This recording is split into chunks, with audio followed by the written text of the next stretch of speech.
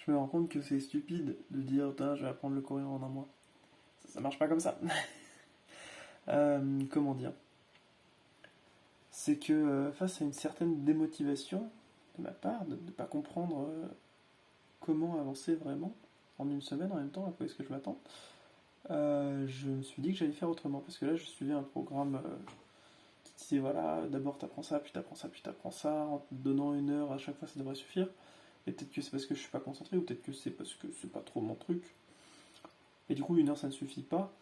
Et donc j'en suis à me dire, à me remettre en question, tout ça, et c'est pas comme ça que ça marche. C'est qu'il faut que j'ai une autre approche. Si comme ça marche pas, il faut que j'ai une autre approche.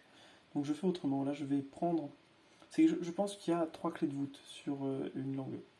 Il y a le vocabulaire, la grammaire et la conjugaison du coup, et la prononciation, la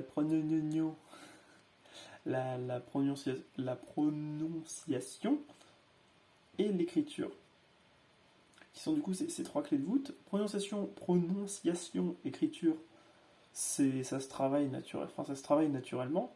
C'est quand je vais prendre de la culture coréenne directement, donc des films, je vais être alimenté par ça. Actuellement, lire, j'y travaille de toute façon. Euh, et donc du coup, il reste les 2 derniers axes, la grammaire le comment on appelle ça? Le vocabulaire. Et sur ces 2 derniers axes, en fait, le truc, c'est que c'est un travail de longue haleine. Donc la grammaire, je vais pouvoir comprendre les règles, tout ça, même si du coup je suis en train de lire dessus et j'ai l'impression que je passe à côté de certains trucs, mais c'est parce que je lis des caractères. Concrètement, voilà, tel caractère, on rajoute tel caractère, et je suis là, bah très bien, mais je comprends pas trop de quoi ça parle. Donc du coup, je pense qu'il me manque la clé d'avance, c'est le vocabulaire.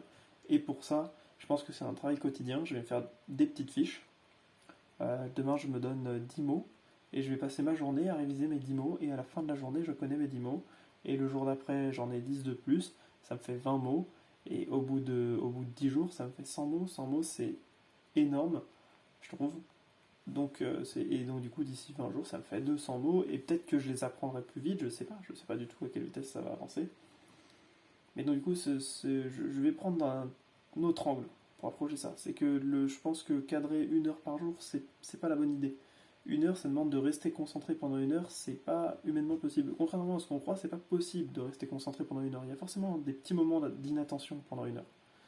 Il y a toujours un moment où l'esprit va partir même pendant 4 secondes.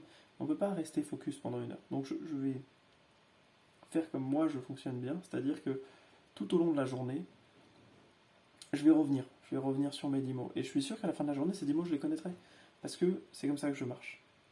Donc je vais arrêter d'essayer de suivre des cours, des machins. Je vais juste fonctionner comme je fonctionne, comme je sais que je fonctionne. Et c'est beaucoup plus intelligent. Donc on se voit demain.